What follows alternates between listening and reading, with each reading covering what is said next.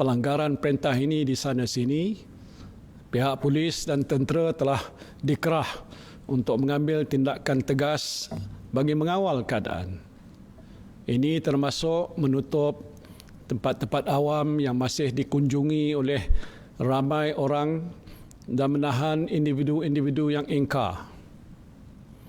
Tindakan tegas ini terpaksa diambil oleh pihak berkuasa demi untuk memastikan perintah larangan pergerakan ini dipatuhi dan tindakan ini mencapai hasil yang dihasratkan, iaitu membendung penularan wabak COVID-19.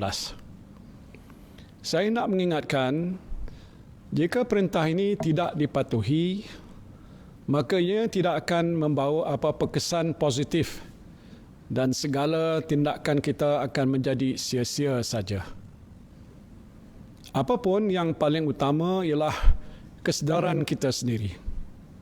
Saya ingin mengucapkan terima kasih kepada saudara-saudari sekalian yang rata-ratanya mempunyai kesedaran yang tinggi tentang kepentingan untuk duduk di rumah atau stay at home. You follow my instruction. You know that this is good for you, your family, and the people around you. Your awareness and sincerity in abiding by the rules imposed by the government during this movement control period is highly commendable. Thank you. Saya tahu bukan mudah untuk saudara-saudari duduk diam-diam di rumah untuk satu tempoh masa yang agak lama. Pastinya banyak cabaran yang saudara-saudari hadapi pada waktu ini. Tiba-tiba gaya hidup kita berubah dengan sekelip mata. Tetapi saya lihat ramai yang kreatif. Saya tengok di Facebook, ada yang dah mula bersenam di rumah. Ada yang menggunakan Skype untuk berhubung dengan rakan-rakan sekerja. Saya sendiri pun menggunakan FaceTime untuk berbual dengan cucu saya. Maklumlah, mereka tak dapat nak berkunjung ke rumah tok ayah seperti biasa. Ibu-ibu pun, kerana ada banyak masa di rumah, mencuba pelbagai resipi masakan baru untuk hidangan si-si keluarga. Tak kurang juga para bapa yang menggunakan peluang duduk di rumah untuk bersolat jemaah dengan isteri dan anak-anak. Ringkasnya, kita semua mempunyai keupayaan untuk menyesuaikan diri dengan keadaan. Apa pun cabaran dan dugaan yang kita hadapi tidak sekali-kali melemahkan semangat kita untuk meneruskan kehidupan. Ya, seperti ungkapan yang sering kita dengar, when the going gets tough, only the tough gets going. Apabila keadaan menjadi sukar, hanya yang tabah akan dapat mengharunginya. Saya nak menyebut di awal-awal ini bahawa keadaan berkemungkinan menjadi lebih sukar. COVID-19 adalah sejenis wabak yang tidak pernah kita hadapi sebelum ini. Tidak pernah kita jangkakan bahawa kehidupan kita akan berubah dengan sekelip mata hanya kerana sejenis wabak yang menular bukan sahaja di tempat kita tetapi di seluruh dunia. Kadar jangkitannya begitu cepat. Hari ini seramai 422,829 orang telah dijangkiti wabak ini di seluruh dunia dengan 18,907 kematian. Di negara kita, daripada kes pertama jangkitan COVID-19 ini dikesan, sehingga jam 12.30 hari ini, jumlah kes positif telah meningkat kepada 1,796 kes, iaitu penambahan 172 kes baru pada hari ini.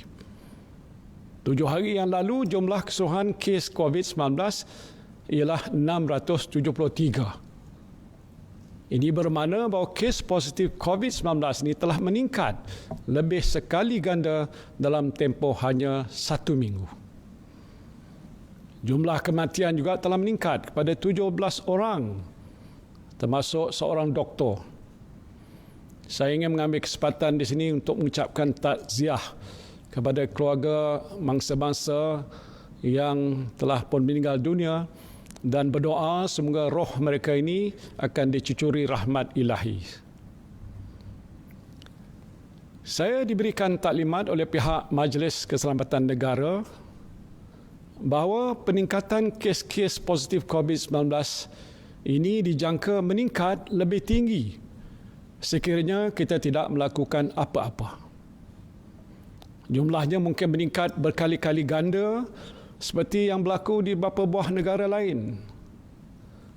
Dari satu segi, perintah kawalan pergerakan yang kita ambil telah sedikit sebanyak berjaya mengawal penularan wabak ini.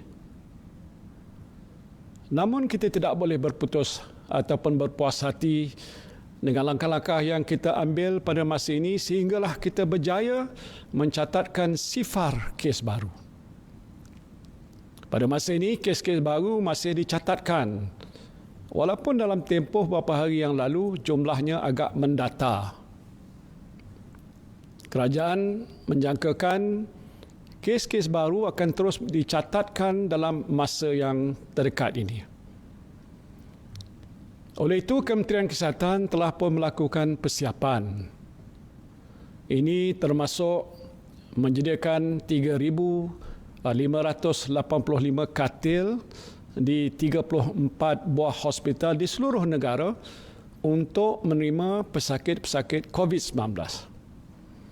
Pada masa ini, 34% daripada kapasiti katil hospital telah pun digunakan dengan baki sebanyak 66% lagi yang masih boleh menampung pesakit.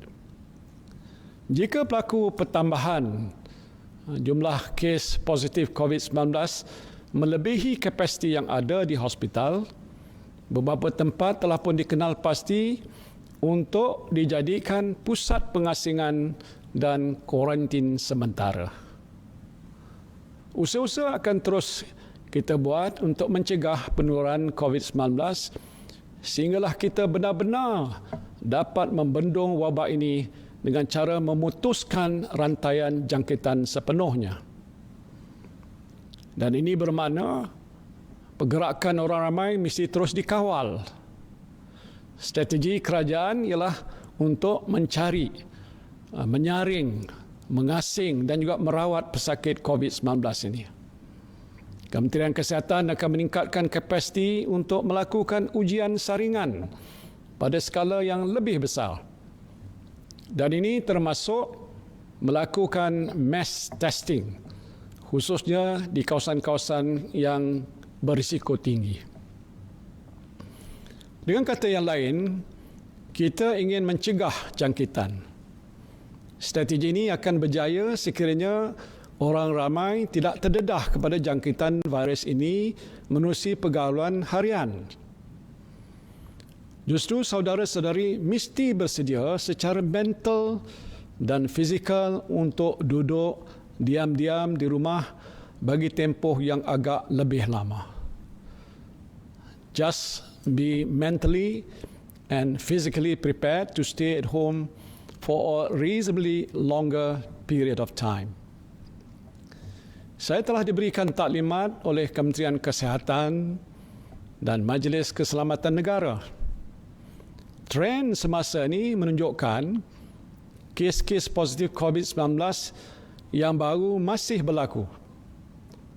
Trend ini dijangka akan berterusan untuk beberapa ketika sebelum kes-kes baru mula menurun.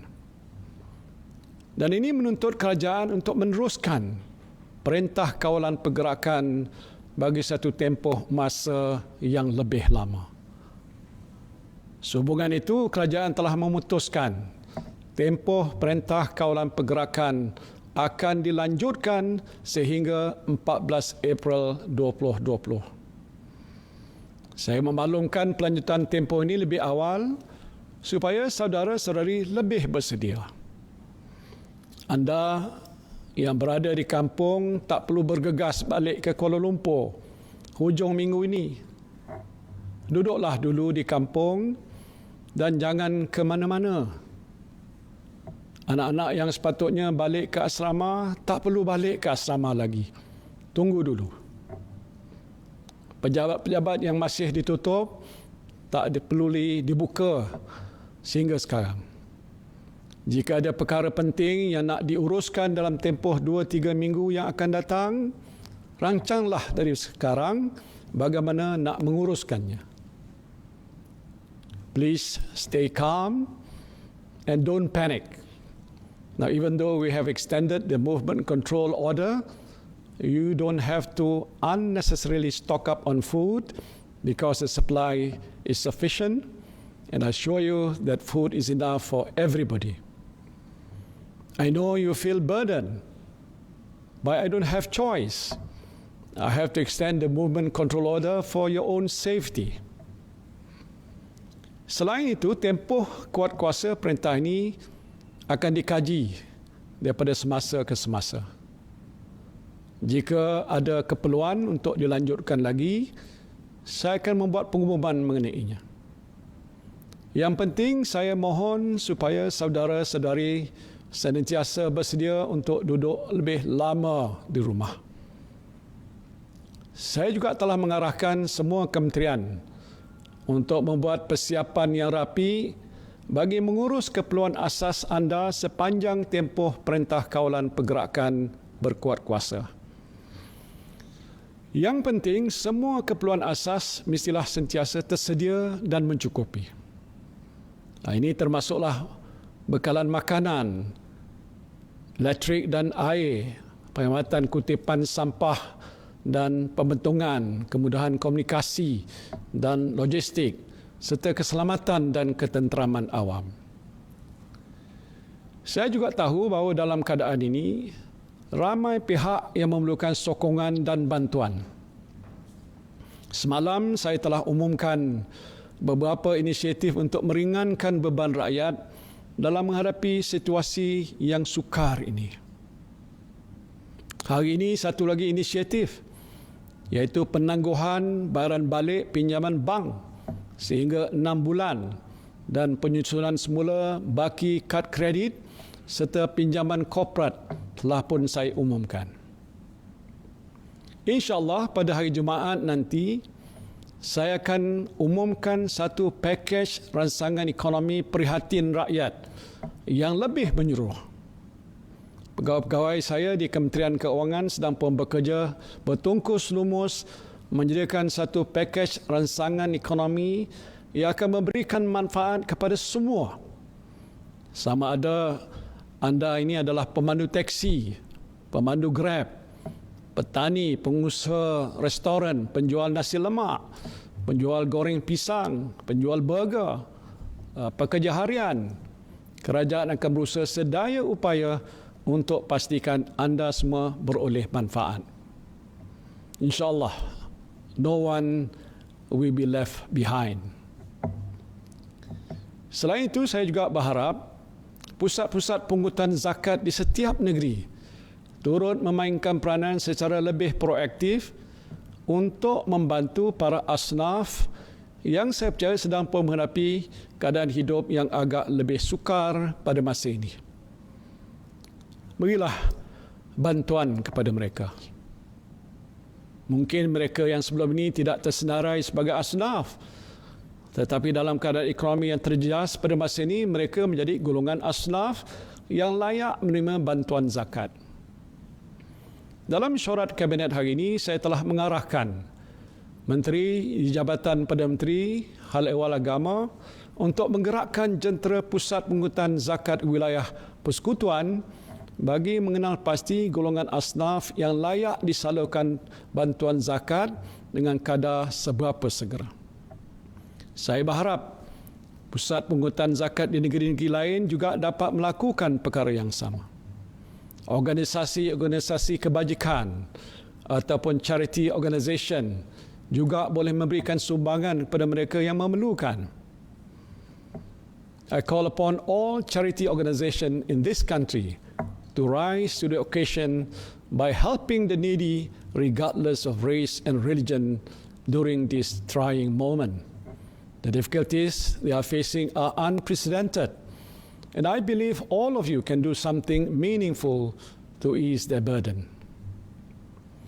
Saya sedar sebagai Perdana Menteri, saya bertanggungjawab sepenuhnya terhadap kebajikan saudara-saudari.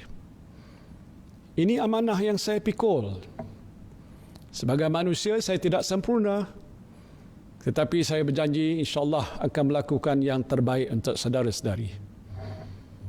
InsyaAllah dengan izin Allah Subhanahu Wa Taala kita akan dapat bersama-sama mengharungi dugaan besar ini. Kepada petugas-petugas di barisan hadapan, saya doakan saudara-saudari terus cekal. Situasi yang dihadapi oleh saudara-saudari bukan mudah. Saya tahu para doktor, jururawat dan kaki tangan hospital amat keletihan pada masa ini. Saya telah mengarahkan Kementerian Kesihatan supaya memberikan sedikit masa untuk petugas-petugas kesihatan kita mengambil cuti rehat secara berperingkat sebelum mereka ini kembali bertugas semula. Sementara itu, tenaga sukarela daripada kalangan doktor dan jururawat swasta dan badan-badan sukarela akan digerakkan untuk mengambil alih tugas mereka buat sementara waktu. Begitu juga kepada anggota polis dan tentera yang bertugas di lapangan, jaga kesihatan anda dan terus cekal berkhidmat untuk negara. Kita telah berikhtiar sedaya upaya kita untuk menangani krisis yang sedang kita hadapi ini. Jangan kita lupa, penentu kejayaan kita ialah Tuhan yang Maha Kuasa. Justru saya ingin mengajak saudara-saudari sekalian menadah tangan untuk memanjatkan doa ke hadirat Allah Subhanahu Wa Taala agar kita, keluarga kita, negara kita dan seluruh umat manusia dilindungi olehnya. Kepada penganut agama bukan Islam, saudara-saudari bertafakur dan berdoalah mengikut ajaran agama masing-masing. Al-Fatihah. Bismillahirrahmanirrahim. Alhamdulillahirabbil alamin. Arrahmanirrahim. Maliki yaumiddin. Iyyaka na'budu wa iyyaka nasta'in. Ihdinas siratal mustaqim. Siratal ladzina an'amta 'alaihim ghairil maghdubi 'alaihim waladdallin. Amin. Bismillahirrahmanirrahim. Alhamdulillahirabbil alamin. Hamdan yuwafi ni'amahu wa yukafi mazidah. Ya Rabbana lakal hamdu wa lakal syukru kama yanbaghi li jalali wajhika wa azimi sultanik. Ya Allah, Ya Rahman, Ya Rahim, Engkau ampunilah dosa-dosa kami. Engkau rahmatilah diri kami, keluarga kami dan negara kami. Engkau lindungilah hamba-Mu yang kredil ini daripada segala musibah. Engkau jauhilah diri kami daripada penyakit yang berbahaya dan wabak yang mengancam nyawa. Engkau hindarilah kami daripada bala yang berat dan takdir yang buruk. Ya Allah, Ya Rahman, Ya Rahim, Engkau berilah kekuatan, kecekalan dan kesabaran kepada kami untuk menghadapi dugaan-Mu yang berat ini. Engkau tiupkanlah ketenangan dalam jiwa kami. Sesungguhnya setiap dugaan yang Engkau turunkan kepada kami, Ya Allah, tiadalah ia melainkan untuk meningkatkan ketakwaan dan keimanan kami kepadamu. Ya Allah, Ya Rahman, Ya Syafi, Engkau berilah kesembuhan kepada saudara-saudara kami yang dijangkiti wabak coronavirus, walau di mana saja mereka berada. Sesungguhnya tiada penyakit yang tidak dapat Engkau sembuhkan. Ya Allah, tiada mara bahaya yang tidak dapat Engkau jauhinya dari kami, Ya Allah. Kami bermohon kepadamu, Ya Allah, lindungilah kami, selamatkanlah kami, sejahterakanlah kami. Rabbana zalamna anfusana wa illam taghfir lana wa tarhamna lanakunanna minal khasirin. Rabbana atina fid dunya hasanah wa fil akhirati hasanah wa qina azabannar. Wa sallallahu ala sayyidina Muhammadin wa ala alihi wa sahbihi wa sallam. Walhamdulillahi rabbil alamin. Assalamualaikum warahmatullahi wabarakatuh.